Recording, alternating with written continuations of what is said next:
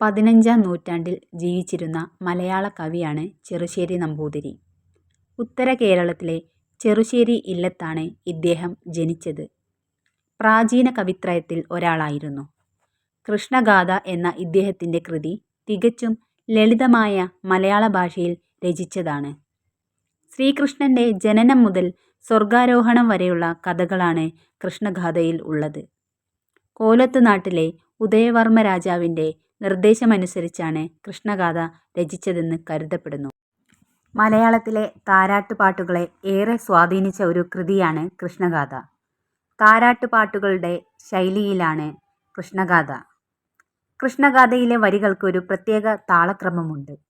വരികൾ മുമ്മൂന്നക്ഷരങ്ങളുള്ള കൂട്ടങ്ങളായി നീട്ടിച്ചൊല്ലുന്ന രീതിയാണ്. കൃഷ്ണഗാഥയിലെ ഏതാനും വരികളാണ് കാത്തിരിപ്പ് എന്ന പേരിൽ നൽകിയ കവിത.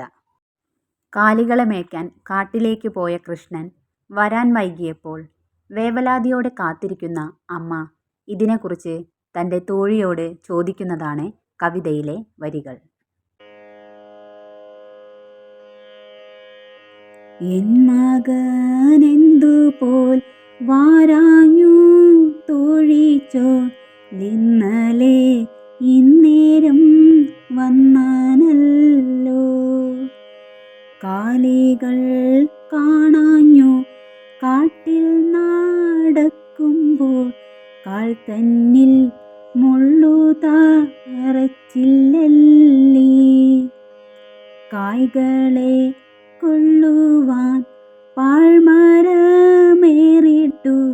കാനനം തന്നിലെ വീണനോതാൻ.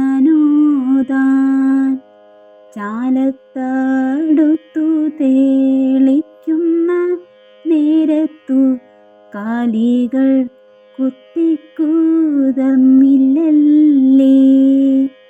കാനനം തന്നിലെ നൽവഴി കാണാഞ്ഞു ദീനനായി നിന്നങ്ങുഴന്നാനോതാൻ.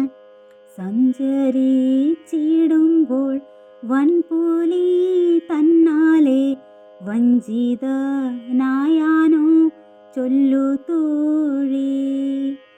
പിള്ളരുമായി പീഡിച്ചു കളിക്കുമ്പോൾ അല്ലലാൽ വീണു കീടന്നാനോതാൻ. ചോറെല്ലാം മാറിച്ച